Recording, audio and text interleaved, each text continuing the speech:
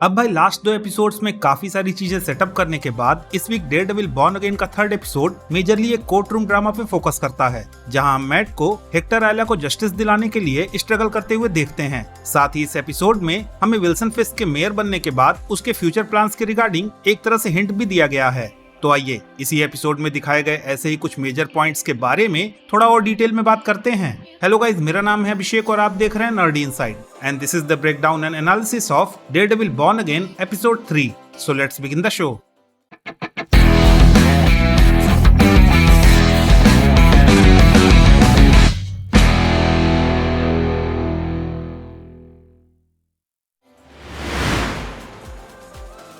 अब भी एपिसोड की शुरुआत होती है मैट और हेक्टर की मीटिंग के साथ, जहां जब हेक्टर पोर्टोरिको में उसके घर के पास की एक बीच की खूबसूरती को डिस्क्राइब करता है तो मैट उसे प्रॉमिस करता है कि वो जल्दी रिलीज होने के बाद इस खूबसूरती को एक बार फिर से अपनी आंखों से ही विटनेस करेगा। खैर, इसके बाद सीन शिफ्ट होता है एक ट्रक हाईजैकिंग पे, जहां एक गैंग के लोग 2 लोगों को निपटाकर उनकी ट्रक को लूट लेते हैं। जिसके तुरंत बाद ही सीन शिफ्ट होता है विल्सन फिस्क और वेनेसा के ब्रेकफास्ट टेबल पे, जहां हमें पता चलता है कि वेनेसा एक पेंटिंग के सेल के थ्रू $200 मिलियन को ब्लैक से व्हाइट में कन्वर्ट करना चाहती है। जिस पे विल्सन उसे पेशेंस रखने की सलाह देकर उसे बताता है कि वो फ्यूचर के लिए कुछ बहुत ही बड़ा प्लान कर रहा है। खैर, इसके बाद जैसे ही विल्सन की सेक्रेटरी उसे ट्रक हाईजैकिंग और होमिसाइड की इंफॉर्मेशन देती है तो वेनेसा विल्सन को वार्न करती है कि इस गैंग वॉर के एंड में जो भी गैंग बचेगा वो उसके पीछे आएगा, क्योंकि एट प्रेजेंट विल्सन की हेड ऑफ द टेबल वाली पोजीशन खाली है। जिसके बाद भाई जिस तरह से कैमरा विल्सन फिस्क के डैमेज नकल्स पे फोकस करता है वो साफ साफ बता रहा है कि वो चोरी चुपके कुछ न कुछ खुराफात तो कर रहा है।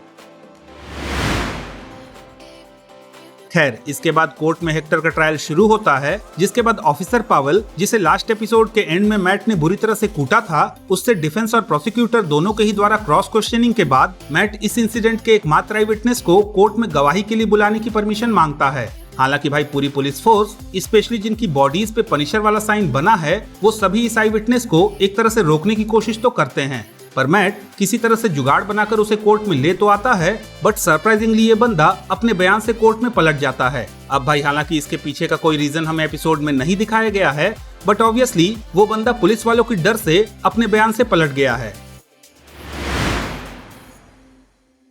अब भाई दूसरी तरफ हम एक बंदे को गैंग वॉर में जुड़े हुए लोगों के बीच मीडिएशन का ऑफर लेकर जाते हुए देखते हैं, जो कि बताता है कि उसे हेड ऑफ द टेबल ने भेजा है। बाद में हम विल्सन और वेनेसा को डॉक्टर हेदर ग्रेन के काउंसलिंग सेंटर में एक सेशन के लिए वेट करते हुए देखते हैं, जहां पे हमें ये जानने को मिलता है कि गैंग्स के बीच मीडिएशन के लिए उस बंदे को वेनेसा ने ही भेजा था। जिसपे हम विल्सन और वेनेसा के बीच एक तरह का हीटेड आर्गुमेंट देखते हैं। अब भाई ये आर्गुमेंट श्योरली ये बता रहा है कि वेनेसा एक तरफ विल्सन की इस नई स्ट्रेटेजी से बिल्कुल भी इम्प्रेस्ड नहीं है, तो वहीं दूसरी तरफ विल्सन अपने पाथ को लेकर फुल्ली कॉन्फिडेंट है और वो किसी भी तरह से इसमें कोई भी इंटरफेरेंस नहीं चाहता।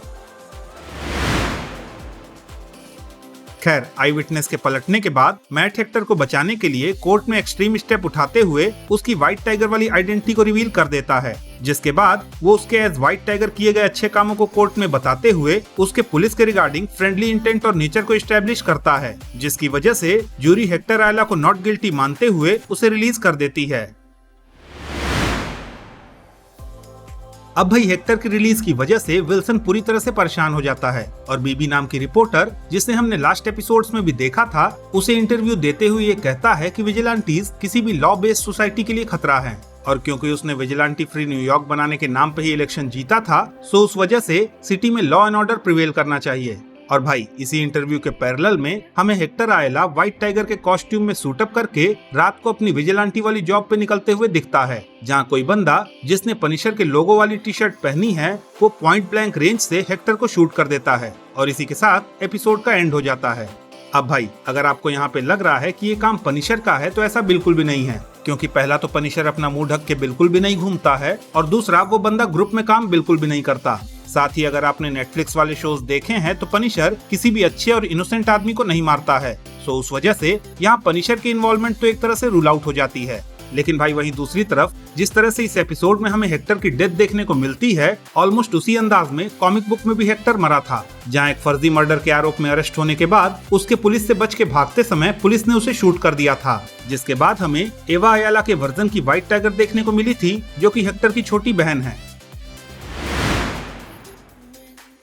अब भाई पहले फॉगी की डेथ और अब इस एपिसोड में हेक्टर अयाला की डेथ के बाद मैट ऑलरेडी काफी फ्रस्ट्रेटेड होगा और भाई उसके ऊपर से ये पनिशर के लोगों वाले पुलिस वालों का जो कबाल है वो आई थिंक आगे चलकर विल्सन फिस्क के साथ जुड़कर जो बवाल करेंगे वो ही मैट को डेयरडेविल के रूप में रिटर्न करने के लिए फोर्स करेगा। हालांकि भाई इस थ्योरी के बारे में आपके क्या ओपिनियन है, प्लीज उसे कमेंट सेक्शन में जरूर लिखें। तो भाई दैट्स इट, ये था मेरा डेयरडेविल बॉर्न अगेन के एपिसोड 3 का ब्रेकडाउन और एनालिसिस। अगर आपको ये ब्रेकडाउन पसंद आया तो प्लीज इस वीडियो को लाइक कीजिए, शेयर कीजिए और हाँ, अगर आपके कुछ सजेशंस हैं तो please don't forget to comment और जाते जाते प्लीज इस चैनल को सब्सक्राइब करना भी ना भूलें। तो मिलता हूँ मैं आपसे अगली वीडियो में, तब तक के लिए have fun and enjoy the day.